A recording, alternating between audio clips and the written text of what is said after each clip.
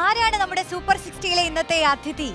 ഗുരുവായൂർ അമ്പലനടയിൽ എന്ന ചിത്രം തിയേറ്ററിൽ ഹിറ്റായി ഓടിക്കൊണ്ടിരിക്കുമ്പോൾ ശ്രദ്ധിക്കപ്പെടുന്ന ഒരു നടനുണ്ട്. ചിരി പടർത്തി കയ്യടി നേടുന്ന സിജു സണ്ണി. രോമാഞ്ചത്തിലെ മുകേഷായും ഗുരുവായൂർ അമ്പലനടയിലെ ഷംസുവായും പ്രേക്ഷകരെ കയ്യിലെടുത്ത സിജു.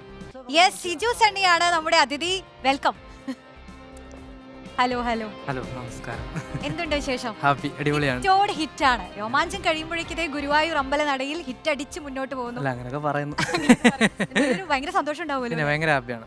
എങ്ങനെ റെസ്പോൺസ് ഒക്കെ എങ്ങനെ? വീട്ടിലും ആളുകളും എല്ലായിടത്തും നാട്ടിൽ നിന്നൊക്കെ വിളിക്കുന്നുണ്ട്. എല്ലാവരും കണ്ടിട്ട് ഷംസുവിനെ ഇഷ്ടപ്പെട്ടു എന്നൊക്കെ പറയുന്നുണ്ട്. ഭയങ്കര ഹാപ്പിയാണ്. കാരണം രോമാഞ്ചത്തിന് ശേഷം ഞാൻ എൻ്റെ ഇറങ്ങിയ പടമാണ് ഗുരുവായൂർ അമ്പലനടയിൽ. അതും ഹിറ്റ് ആവുന്നു. അതും വലിയൊരു ക്രൂ. രോമാഞ്ചം ഞങ്ങൾ കുറച്ച് പേരായിരുന്നെങ്കിൽ ഇത് വലിയൊരു ക്രൂ ഉണ്ട്. അപ്പം അതിനകത്ത് ആൾക്കാരെ ശ്രദ്ധിക്കപ്പെടുന്നു, എല്ലാവരും മെസ്സേജ് അയക്കുന്നു, എല്ലാവരും ഹാപ്പിയാണ്. മുൻപൊക്കെ ഈ സോഷ്യൽ മീഡിയ താരമായിട്ടാണല്ലോ ആളുകൾ തിരിച്ചറിഞ്ഞിരുന്നത്. ഇപ്പൊ സിനിമാ നടനല്ലേ എന്ന് ചോദിക്കുന്നുണ്ടോ ആളുകൾ പുറത്തുനിന്ന് കാണുമ്പോൾ? അല്ല, ഇപ്പോഴും ചില ആൾക്കാർക്ക് തന്നെ മനസ്സിലായിട്ടില്ല. ഓരോ പടത്തിൽ ഓരോ ഗെറ്റപ്പാണ്. അങ്ങനെ ചോദിക്കുന്നവരുണ്ട്. പിന്നെ സിനിമ കണ്ടിട്ടുണ്ടായിരുന്നു, ഇഷ്ടപ്പെട്ടിട്ടുണ്ടെന്ന് പറയുന്നവരുണ്ട്. ഇപ്പൊ മൊത്തം കഥാപാത്രങ്ങൾ എടുത്തു നോക്കുകയാണെങ്കിൽ കൂടുതൽ സിജു സണ്ണിയുമായി ചേർന്ന് നിൽക്കുന്ന കഥാപാത്രം ഏതാണ്? ഇല്ല, ഞാൻ ആകെ 2 ചെയ്തിട്ടുള്ളൂ. ഒന്ന് രോമാഞ്ചം, ഒന്ന് ഗുരുവായൂർ അമ്പലനടയിൽ. ഇനിയിപ്പോ ഇറങ്ങാനുള്ള 2 ഉണ്ട്, വാഴയും പരാക്രമം.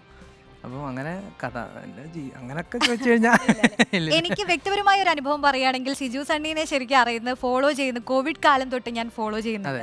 സിജു സണ്ണിയുടെ വ്യത്യസ്തമായ ചില പ്രമേയങ്ങളൊക്കെ വെച്ചുള്ള വീഡിയോകൾ ഉണ്ടാക്കുന്നു. അതൊക്കെ ഒരുപാട് പ്രേക്ഷകരാണ് അത് കണ്ട് ഇഷ്ടപ്പെടുന്നത്. അപ്പൊ ഞാൻ പറഞ്ഞു വന്ന ഞാൻ നിങ്ങളുടെ ഒരു ആരാധികയാണ്. അല്ല, ഞാൻ തിരിച്ച് അങ്ങോട്ടും പറയാം. ഞാൻ ഓൾറെഡി നിങ്ങളുടെ വീഡിയോസുകളും കാണാറുണ്ടായിരുന്നു. വരുന്നതിന് മുമ്പ് ഞാൻ അത് ഓൾറെഡി പറഞ്ഞിട്ടുണ്ടെന്ന്.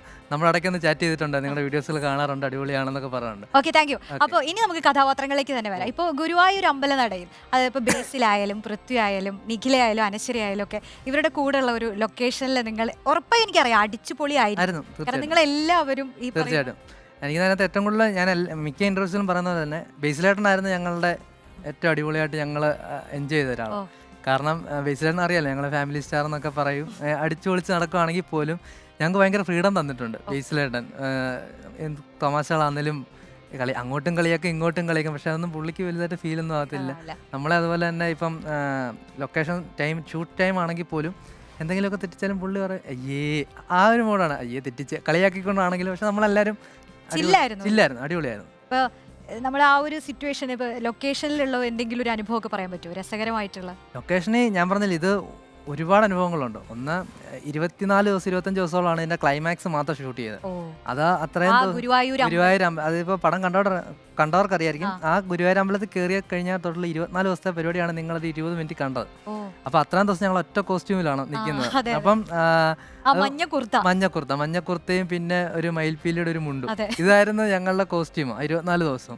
അപ്പൊ 24 ദിവസം ഞങ്ങൾ സ്ഥിരം കാണുന്ന ഈ 1000 പേര് ഇവരെല്ലാവരും ഇപ്പൊ ബേസിലായിട്ടാണെങ്കിലും രാവിലെ വന്നിട്ട് മറ്റേ കല്യാണ ചെറുക്കൻ്റെ ഡ്രസ്സ് ഇടുന്നു, അനശ്വരയാണെങ്കിൽ മറ്റേ കല്യാണ പെണ്ണിന്റെ മറ്റേ സെറ്റ് സാരി എല്ലാം ഉടുക്കുന്നു. അത് ഈ 24 ദിവസം ഇത് റിപ്പീറ്റ് ചെയ്തുകൊണ്ടേ ഇരിക്കുകയാണ്.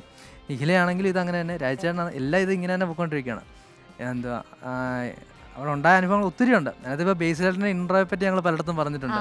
രാജചേട്ടന് എന്നും ആദ്യമായിട്ട് ഷൂട്ടിന് വന്ന ദിവസം ഭയങ്കര ഇൻട്രോ ഒക്കെ കൊടുത്തായിരുന്നു. ഹെലിക്യാമും ഭയങ്കര കയ്യടിയും ബഹളവും പടക്കം. അപ്പോൾ ബേസിലേട്ടൻ പറഞ്ഞു, ഇത്രയും ദിവസം നീയൊക്കെ എന്നോട് നടന്നിട്ട് നീയൊക്കെ എനിക്ക് വേണ്ടി എന്തെങ്കിലും ചെയ്തു, ഒന്ന് കൈ അടിച്ചോ. അപ്പോൾ ഞങ്ങൾക്ക് മാനസികമായിട്ടൊരു വിഷമം ഉണ്ടാക്കിയിട്ട് ഞങ്ങൾ രാത്രിയിൽ എല്ലാവരും ഇരുന്ന് പ്ലാൻ ചെയ്തു സർപ്രൈസ് കൊടുക്കാം. ഞങ്ങൾ എന്നിട്ട് തൃശ്ശൂരിൽ നിന്ന് പടക്കം രാത്രിയിൽ 11 മണിയായപ്പോൾ എല്ലാ ഷോപ്പും അടച്ചിട്ട് ഞങ്ങൾ ഏതോ ഒരു കടയിൽ നിന്ന് ഒപ്പിച്ചെടുത്ത് രാവിലെ എന്നാൽ ശരി ഇന്ന് ബേസിലേട്ടൻ വരുന്നൊരു വോൾവോയിലാണ്. അപ്പോൾ ഞങ്ങൾ വോൾവോയ്ക്ക് വേണ്ടി വെയിറ്റ് ചെയ്തിരിക്കുകയാണ്. നോക്കിയപ്പോൾ വോൾവോ വരുന്നു, എല്ലാവരും വന്നു, ഷൂട്ടും തുടങ്ങാറേ. നോക്കിയപ്പോൾ ഒരു ഇന്നോവ കയറി വരുന്നു. ഞങ്ങൾ നോക്കിയിരുന്നപ്പോൾ ഇത് ബേസിലായിട്ടാണ് ആ സാധ്യതയില്ല, കാരണം വോൾവോയിലാണല്ലോ. ഞാൻ നോക്കിയപ്പോൾ ആ ഇന്നോവ തുറന്നപ്പോൾ ഒരു 10-15 പേര് വെള്ളിറങ്ങിയിരിക്കുന്നു. അതിനകത്ത് ഡയറക്ടർ, ഫാമിലി നോക്കാതെ ബേസിലായിട്ടാണ് അതിൻ്റെ ബാക്ക് ചെയ്യുന്ന വോൾവോ സർവീസിന് കൊടുത്തു. ആ ദിവസം തന്നെയാണ് ഞങ്ങൾ പ്ലാൻ ചെയ്തത്. എന്നിട്ട് ഞങ്ങൾ ഒന്ന് പടക്കം പൊട്ടി, എന്തെങ്കിലും പൊട്ടിയിട്ട് പടക്കമെല്ലാം പൊട്ടിച്ച് വീഡിയോ ഔട്ട് എടുത്തപ്പോഴത്തേക്കിനും ബേസിലേട്ടന് വേണ്ടി ഞങ്ങൾ കൊടുത്ത ഇൻട്രോ കിട്ടിയത് മൊത്തം ബിപിൻ ചേട്ടനും ഫാമിലിക്കും. ബേസിലേട്ടൻ ഇല്ല അവിടെ, ബേസിലേട്ടൻ ബാക്കിൽ എവിടെ ഉണ്ട്. അങ്ങനൊക്കെ കുറെ ഇതുണ്ട്, രസകരമായ. ഇപ്പൊ ഈ സെറ്റ് വൈറലായിക്കൊണ്ടിരിക്കുകയാണല്ലോ. ഇപ്പൊ ശരിക്കും ഗുരുവായൂർ അമ്പലമല്ല സെറ്റ് ഇട്ട് ഉണ്ടാക്കിയത്. പടം കണ്ടവർക്കൊക്കെ അതൊരു അതിശയമായിട്ട് തോന്നിയിട്ടുണ്ട്. ആ ഒരു ക്രൗഡിനെ നിങ്ങൾ സെറ്റ് ചെയ്തതും അതെങ്ങനെയായിരുന്നു? ഇത്രയും ഒരു ക്രൗഡിനെ എല്ലാ ദിവസവും ഇങ്ങനെ സെറ്റ്? അമ്പലം സുനിലേട്ടൻ്റെയാണ്, സുനിലേട്ടനാണ് അത് മൊത്തം ക്രെഡിറ്റ് സുനിലേട്ടന് കൊടുത്തിരിക്കുകയാണ്. കാരണം ഗുരുവായൂരമ്പലം ഒറിജിനലിൻ്റെ മെഷർമെൻ്റ് ഒക്കെ ഏകദേശമൊക്കെ അവരത് തന്നെ സെറ്റ് ചെയ്ത്, കാരണം വരുന്നവർക്കെല്ലാം ആ ഫീല് കിട്ടുന്നുണ്ട്. ഞാൻ ആദ്യമായിട്ടാണ് ഗുരുവായൂർ പൂജയ്ക്കാണ് അമ്പലത്തിൽ ഞാൻ പോയിട്ടുള്ളത്. അതെ, അപ്പോൾ ഞാൻ ഇവിടെ വന്നപ്പോഴും എനിക്കും ഭയങ്കര അത്ഭുതം, കാരണം അതേപോലെ തന്നെ ഇരിക്കുന്നു. പിന്നെ ഓൾറെഡി ഈ അമ്പലം കണ്ടിട്ട് ഈ ജൂനിയർ ആർട്ടിസ്റ്റായിട്ട് വരുന്ന പ്രായമുള്ള അമ്മമാരൊക്കെ ഉണ്ട്.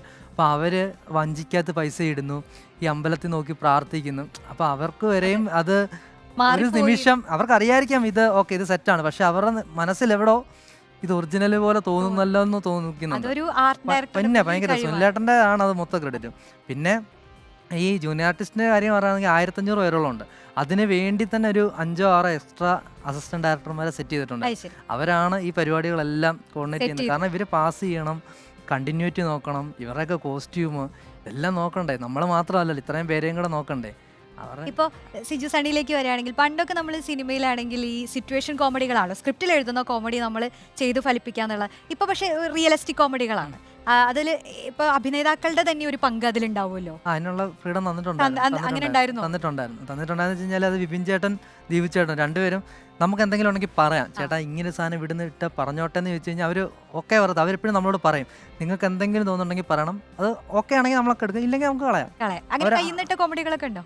ഇടയ്ക്കൊക്കെ ഉണ്ട്, ഡബിങ്ങിലും അവിടെ ഇവിടെയൊക്കെ ഇട്ട കാര്യങ്ങളൊക്കെ ഉണ്ട്. പിന്നെ മറ്റേ കല്യാണക്കുറി എടുത്തിട്ട് നല്ല കൈയിഷ്ടം എന്നൊക്കെ, അതൊക്കെ അന്നേരം അവിടെ വെച്ച് പറഞ്ഞ സാധനങ്ങളാണ്. അപ്പം വിപിൻ ചേട്ടൻ നൈസാണ് അത് കിട്ടും.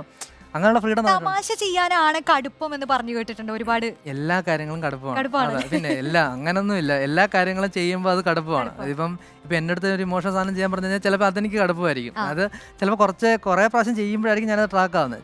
പിന്നെ എല്ലാ ആൾക്കാർക്കും ഒരു സ്ട്രോങ് ഏരിയ കാണുമല്ലോ, അത് എല്ലാവർക്കും. പക്ഷേ എല്ലാ കാര്യങ്ങളും കടുപ്പമാണ്. അത് നമ്മൾ ചെയ്യുമ്പം അത് റെഡിയായി വരും. അങ്ങനെയാണ്. ഇപ്പൊ ചെയ്ത ഹ്യൂമർ ഉള്ള കഥാപാത്രങ്ങളാണല്ലോ, ഇനി എല്ലാ തരത്തിലുള്ള കഥാപാത്രങ്ങളും ചെയ്യണമെന്ന് തോന്നിയിട്ടുണ്ടോ? തീർച്ചയായിട്ടും അങ്ങനെയാണല്ലോ. ഇപ്പം ഞാനിപ്പോൾ അടുത്ത് ഇറങ്ങാൻ പോകുന്ന വാഴയാണ്. അപ്പോൾ വാഴയ്ക്കകത്ത് നമ്മുടെ കുറേ ഇമോഷൻസ് ഉണ്ട് അതിനകത്ത്, നമ്മുടെ വിഷമവും എല്ലാം ഉണ്ട്. എല്ലാം കൂടെ ചെന്ന് കുറേ പരിപാടികൾ വരുന്നുണ്ട്. അതും വിപിൻ ചേട്ടൻ തന്നെയാണ് സ്ക്രിപ്റ്റ്, ആനന്ദ് മേനോനാണ് അതിന്റെ ഡയറക്ടർ. അതെ. ഇപ്പൊ ബേസിലിന്റെ കാര്യം പറയുകയാണെങ്കിൽ, ബേസിൽ ഒരു നടനായിട്ടും അതിനൊപ്പം തന്നെ സംവിധായകനായിട്ടും കൂടി പേരെടുത്ത ഒരാളാണ്. അപ്പൊ ഇതിന്റെ ഈ ഒരു സെറ്റിലൊക്കെ ഒരു നടനായിട്ട് നിൽക്കുമ്പോൾ ബേസിലിന്റെ ഒരു സംവിധാന മികവൊക്കെ കാണാൻ പറ്റിയിരുന്നു നിങ്ങൾക്ക്? ഇടപെടുവോ അങ്ങനെ? ഇല്ല, ബേസിലേട്ടൻ അങ്ങനെയുള്ള ഒരു ഞാൻ കണ്ടിട്ടില്ല കേട്ടോ, അങ്ങനെയുള്ള ഒരു പരിപാടികളും ഇല്ല. ബേസിലേട്ടൻ അവിടെ എവിടെയെങ്കിലും ഞങ്ങളോടൊക്കെ വന്നിരിക്കും, കഥയൊക്കെ പറഞ്ഞുകൊണ്ടിരിക്കും, പിന്നെ അങ്ങോട്ടും ഇങ്ങോട്ടും കളിയാക്കും. പിന്നെ വിപിൻ ചേട്ടനും വിപിൻ ചേട്ടൻ ഇടയ്ക്കിടയ്ക്ക് എന്തെങ്കിലുമൊക്കെ പറഞ്ഞ് അങ്ങോട്ട് കളിയാക്കും. ഈ ഡയറക്ഷനെ പറ്റിയൊക്കെ പറഞ്ഞ് എന്തെങ്കിലുമൊക്കെ പറഞ്ഞ് കളിയാക്കും. പിന്നെ അറിയാതിരിക്കുമല്ലോ ഇവർക്കൊക്കെ, ഇപ്പം ബേസിലേട്ടൻ ഒരു ഡയറക്ടർ ആകുമ്പോൾ തന്നെ മറ്റൊരു ഡയറക്ടറിൻ്റെ കാര്യങ്ങളും അല്ലെങ്കിൽ അയാൾ ചിന്തിക്കുന്നതിനെ പറ്റിയൊക്കെ ഒരു ഐഡിയ കാണുമല്ലോ. അതുകൊണ്ടാണല്ലോ അയാൾക്ക് ഡേറ്റ് കൊടുത്തതും ഈ പടത്തിനകത്ത് കമ്മിറ്റ് ആവുന്നത്. അപ്പോൾ പിന്നെ അങ്ങനെ കയറുന്നുണ്ട്. അതിപ്പോൾ രാജചേട്ടൻ ആരും അങ്ങനെ അതെ, ഇവർ രണ്ടുപേരും ഡയറക്ടർമാരാണല്ലോ. അപ്പോൾ ഇതിനകത്ത് രണ്ടുപേരും ഡയറക്ടർ ആയതുകൊണ്ട് ഇവരാരും അങ്ങനെ ഇടപെടുന്നതൊന്നും കണ്ടിട്ടില്ല. അവർ വരുന്നു, അവരുടെ പരിപാടി ചെയ്യുന്നു, അവർ കാണുന്നു, പോകുന്നു. അല്ലാതെ ഇതുവരെ ഞാൻ കണ്ടിട്ടില്ല. പുതിയ പടങ്ങൾ ഏതൊക്കെയാണ്? ഇനിയിപ്പം വാഴയും പരാക്രമവുമാണ് ഇനിയും വരാനുള്ളത്, ഷൂട്ട് കഴിഞ്ഞിട്ടിരിക്കുന്നത്. പിന്നെ അത് കഴിഞ്ഞിട്ട് മരണമാസമാണ് ഇനിയിപ്പോൾ ചെയ്യാൻ പോകുന്നത്. അത് ഞാൻ സ്ക്രിപ്റ്റ് ചെയ്തൊരു പരിപാടിയാണ്. അതെ, അതാണ് തുടക്കം തന്നെ ഒരു സ്ക്രിപ്റ്റ്. ഞാൻ പണ്ടൊരു സ്ക്രിപ്റ്റ് തുടങ്ങിയിട്ടുണ്ടായിരുന്നു. പിന്നെ അതെന്തോ സ്ക്രിപ്റ്റിന്റെ ഗുണക്കൂടുതൽ കൊണ്ടായിരിക്കണം അത് നടന്നില്ല. ഇപ്പം നമ്മൾ ബേസിലേട്ടൻ തന്നെയാണ് ലീഡ് ചെയ്യുന്നത്. ശിവപ്രസാദ് ഡയറക്ഷൻ, ടൊവിനോ തോമസ് ആണ് പ്രൊഡ്യൂസ് ചെയ്യുന്നത്. 2 കൂട്ടുകാരന്മാർ, ഒരു കൂട്ടുകാരൻ പ്രൊഡ്യൂസറും ഒരു കൂട്ടുകാരൻ നായകനും ആവുന്നൊരു പരിപാടി. ഇപ്പോൾ ഈ സോഷ്യൽ മീഡിയയിൽ കണ്ടന്റുകളൊക്കെ ഉണ്ടാക്കുന്നത് എങ്ങനെയാ? അതിന്റെ ഒരു പ്രോസസ്സ് എങ്ങനെയാണ്? അതിന്റെ പ്രോസസ്സ് എന്ന് വെച്ചാൽ എനിക്ക് അങ്ങനെയൊന്നും അറിയത്തില്ലായിരുന്നു, ചെയ്യാനൊന്നും അറിയത്തില്ലായിരുന്നു. അപ്പം ഒരു സമയത്ത് വരെ ഞാൻ ഈ ഓഡീഷനുകളെല്ലാം പോകുന്നു. പക്ഷേ നമുക്കൊരു എങ്ങൂന്നും ഒരു പിടുത്തം കിട്ടുന്നില്ല, ഇതിനകത്തോട്ട് കയറാനൊക്കെ ഉണ്ടല്ലോ. ആ സമയത്താണ് ലോക്ക്ഡൗൺ വരുന്നു. മൊത്തത്തിൽ ലോക്കായ സമയത്ത് സിനിമയിൽ എനിക്ക് കയറണം എങ്ങനെങ്കിലും. അപ്പം ഞാൻ എടുത്തൊരു വഴിയാണ് ഈ റീൽസ് ചെയ്യുക എന്നുള്ളത്. കാരണം റീൽസ് ചെയ്ത് കഴിഞ്ഞാൽ ആരെങ്കിലുമൊക്കെ കാണും. ഓൾറെഡി ഞാൻ അറിയാമായിരിക്കില്ല, ആ സമയത്ത് കുറേ പേര് ചെയ്യുന്നുണ്ട്. അപ്പോൾ അവർ ശരിയാണല്ലോ ഇങ്ങനെ ഒരു പരിപാടിയുണ്ട്. അങ്ങനെയാണ് ഞാൻ ചെയ്തു തുടങ്ങുന്നത്. ഞാൻ ആ സമയത്ത് കറണ്ട് അഫയേഴ്സും ഒക്കെയാണ് ചെയ്തുകൊണ്ടിരുന്നത്. വാർത്തകളൊക്കെ ആ സമയത്ത് കാണാറുണ്ടായിരുന്നു. അപ്പോൾ അതിൻ്റെയൊക്കെ വീഡിയോസുകൾ ചെയ്യുന്നത് സമകാലികമായ ചില സബ്ജക്റ്റുകളൊക്കെ സിജു പ്രേക്ഷകർക്കും ഇപ്പോൾ സിജുവിന്റെ ഫേസ്ബുക്കിലും ഇൻസ്റ്റാഗ്രാമിലൊക്കെ നോക്കിയാൽ അത് മനസ്സിലാവും. സമകാലികമായ വിഷയങ്ങൾ സറ്റയർ പോലെ ചെയ്യാറുണ്ടായിരുന്നു കൂടുതലും ചെയ്തുകൊണ്ടിരുന്നത്. അതിൻ്റെ തെറിവുകളും എല്ലാം അതിനകത്ത് തന്നെ ഉണ്ട്. അപ്പോൾ പിന്നീട് അതിൽ നിന്നാണ് എന്നെ ആദ്യമായിട്ട് രോമാഞ്ചത്തിലോട്ട് വിളിക്കുന്നത്. പിന്നെ വിപിൻ ചേട്ടൻ അതൊക്കെ ചെയ്തതിന്റെ ഒരു ഗുണം സിനിമയിൽ തീർച്ചയായിട്ടും ഗുണം എന്ന് വെച്ചാൽ എൻട്രി കിട്ടിയിട്ടുണ്ട്. കാരണം അത് കണ്ടിട്ട് വിളിച്ചിട്ടാണ് ഇവൻ ഈ കഥാപാത്രം കൊടുക്കാമെന്നൊരു ഡയറക്ടർ തീരുമാനിക്കുന്നു. അങ്ങനെയാണ് എന്നെ രോമാഞ്ചത്തിൽ വിളിക്കുന്നത്. പിന്നെ വിപിൻ ചേട്ടൻ ഓൾറെഡി എൻ്റെ വീഡിയോസുകളും കണ്ടിട്ടുണ്ട്, രോമാഞ്ചം കണ്ടിട്ടുണ്ട്.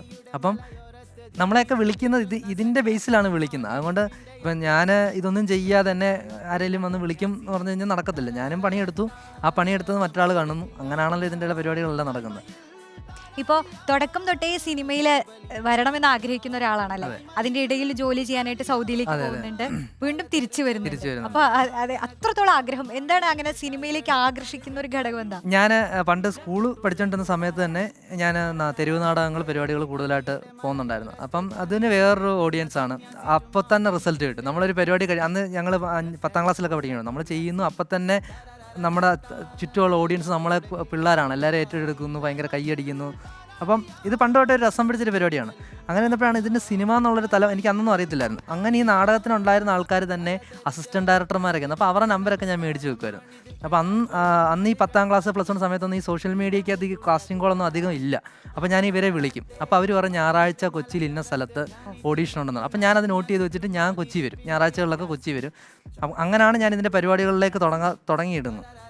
അങ്ങനെ കയറി ഞാൻ എൻ്റെ ഡിഗ്രി കംപ്ലീറ്റ് ആക്കുന്നു. ഡിഗ്രി കംപ്ലീറ്റ് ആക്കിയപ്പോൾ എനിക്ക് 1 വർഷം ഞാൻ വീട്ടുകാരോട് ചോദിച്ചു, എനിക്ക് 1 വർഷം വേണം സിനിമ നോക്കാനൊക്കെ ഉണ്ട്. അപ്പം എൻ്റെ വിചാരം 1 വർഷം കൊണ്ടൊക്കെ പറ്റും, സിമ്പിളായിട്ട് ഇത് പറ്റുന്നു. പക്ഷേ പിന്നീടാണ് എനിക്ക് മനസ്സിലായത് 1 വർഷമല്ല, ഇത് കുറേ കാലം പിടിക്കുന്ന പരിപാടിയാണ്.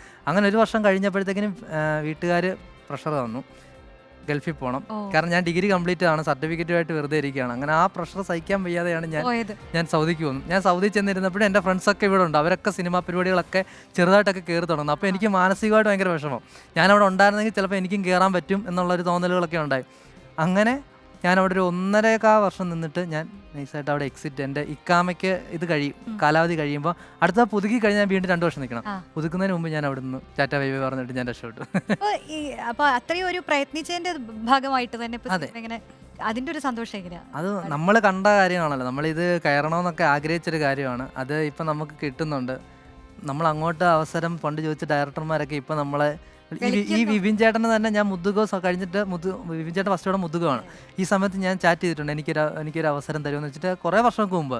അതേ വിപിൻ ചേട്ടൻ ഇപ്പം എന്നെ ഒരു പടത്തിന് വിളിക്കുന്നു എന്ന് പറയുമ്പോൾ അതിൽ കൂടുതൽ എനിക്ക് ഭയങ്കര അച്ചീവ്മെൻ്റ് ആണത്. അതാണ് ഞാൻ കരുതുന്ന ഏറ്റവും വലിയൊരു അച്ചീവ്മെൻറ്റ്. ഇപ്പോഴും പല ഡയറക്ടർമാർ ഇപ്പോൾ പല ആൾക്കാരുമായിട്ട് ഇപ്പം സംസാരിക്കാറുണ്ട്. അപ്പോൾ അവരൊക്കെ പഴയ മെസ്സഞ്ചർ, പണ്ട് നമ്മൾ ഫേസ്ബുക്കിലാണ് മെസ്സേജ് അയക്കുന്നത്, അപ്പോൾ അവർ വീട്ടിൽ ചെന്നിട്ട് ഇന്ന് അയച്ചു തരും, ഇത് കണ്ടോ നീ എനിക്ക് പണ്ട് അയച്ചാൽ. അവരുടെ പടത്തിൽ തന്നെ നമ്മളിപ്പം ഭാഗമാവുന്ന അതേപോലെ ഒരു അനുഭവം പറഞ്ഞിട്ടുണ്ടായിരുന്നു തോന്നുന്നു സിജു, സൗബിന്റെ കൂടെ ഒരു ഫോട്ടോ.